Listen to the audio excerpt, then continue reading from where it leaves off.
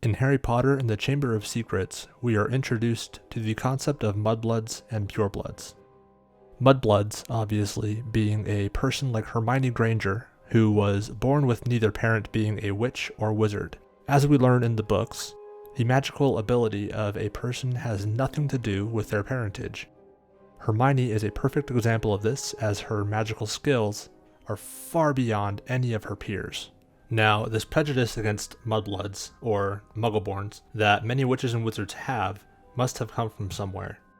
Sure, there is the fact that since muggleborns aren't as accustomed to magic, they have a bit of catching up to do when they first get to Hogwarts. And there is the fact that mudbloods weren't raised with some of the same stories or child-rearing practices that wizard children had been raised with. We see some examples of this in the 7th book, when Ron is surprised that Harry and Hermione have never heard of the tales of Beedle the Bard. Hermione has to remind Ron that her and Harry weren't raised in magical families, so of course they wouldn't know those stories. She tells Ron that they were raised with stories such as Cinderella and Snow White and the Seven Dwarfs. There's more examples, like how Harry didn't know what Parseltongue is, or how wizard currency is calculated. Although these show us examples of how muggleborns might be a bit behind when entering the wizarding world, it doesn't really explain why so much of the wizarding world hates muggles and muggleborns to the extent they do. But I have a theory as to why muggles and muggleborns are met with such hostility, as well as where it all began. In the 2nd book, Hermione asks Professor Binns, the history of magic teacher, about the Chamber of Secrets. I will read from the book his response to her. For a few years, the founders worked in harmony together, seeking out youngsters who showed signs of magic and bringing them to the castle. But then disagreements sprang up between them. A rift began to grow between Slytherin and the others. Slytherin wished to be more selective about the students admitted to Hogwarts. He believed that magical learning should be kept within all magic families. He disliked taking students of Muggle parentage, believing them to be untrustworthy.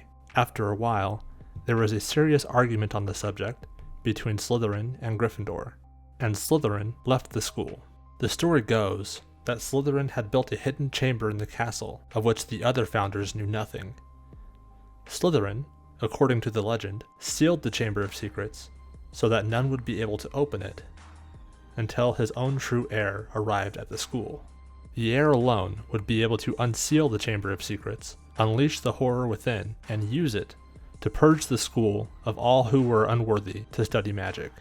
The fact that he used the word untrustworthy to describe why Slytherin did not want to teach muggleborns is very important, because it tells us that it wasn't just because he thought the students were unworthy of learning magic. It tells us that Slytherin believed the muggleborns were unworthy of trust.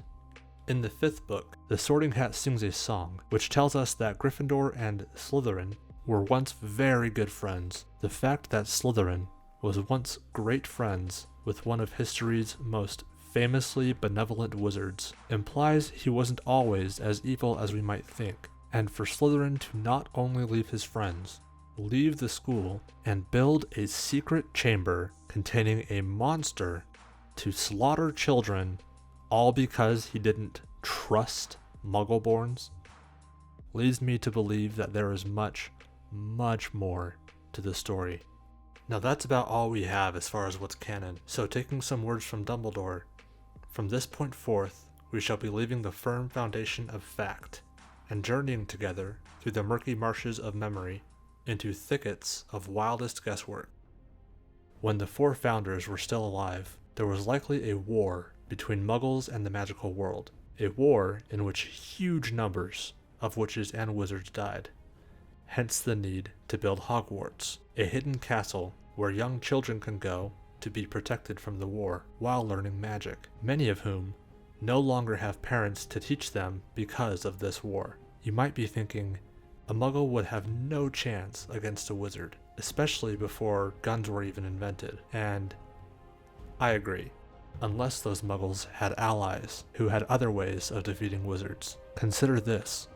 Multiple times in the books, the Goblin Rebellions and Goblin Wars are mentioned. We know that many of these wars were very bloody, and that goblins must know of ways to kill witches and wizards that don't include them using wands or guns. We know that goblins are able to make armor and weapons with powerful magical properties that wizards and witches have never been able to replicate, such as a goblin-made helmet that was indestructible, the Sword of Gryffindor, which was said that he stole from a goblin, which can imbibe things that make it stronger, such as the basilisk venom. What if the goblins and muggles teamed up against the witches and wizards? I think they would certainly have been able to do very well with the amount of muggles there could have been, wielding goblin-made weapons and wearing goblin-made armor. And if the Muggleborns were loyal to their families, they could have been used as spies and assassins. The damage all of these things combined could have caused would have been devastating. After the war was over, the magical world would have gone into hiding, not wanting to allow the Muggles to discover them out of fear that another conflict would start. I think it's likely that the 4 founders had fought in that war and had thoroughly experienced the damage that Muggleborns had caused. Slytherin, probably more so than the others. Maybe it had given Slytherin a phobia of Muggles and Muggleborns, believing they were again infiltrating the magical world in order to position themselves to strike, which is why he created the chamber with the basilisk in it, so that should the Muggleborns try to betray the magical world again, the basilisk would be there to take them out before they can do too much damage. The basilisk would be able to know who was a Muggleborn and who wasn't, for Muggleborns have, quote, dirty blood, that the basilisk would be able to sniff out. Of course, this phobia would have been passed down through the generations, witches and wizards teaching their kids what mudbloods did, and what they might still do, causing generations to fear them. Fear which brings anger. Anger which brings hate, and hate brings suffering. But I would like to know what you think. Do you think there is a different reason why many magical people dislike Muggles and Muggleborns? What do you think would happen if Muggles had a war with the magical world today? Who would win? Please let me know in the comments below. I'm working on a couple of videos on how Dumbledore really knew that Snape was loyal to him, and it's not because Dumbledore just believed Snape was remorseful. I think you will really enjoy them. Please be sure to subscribe to this channel. By doing so, you will get notified when I release new videos, and it will really help me out. If you enjoyed this video, please consider giving it a like and sharing it with your friends. See what they think of my theory.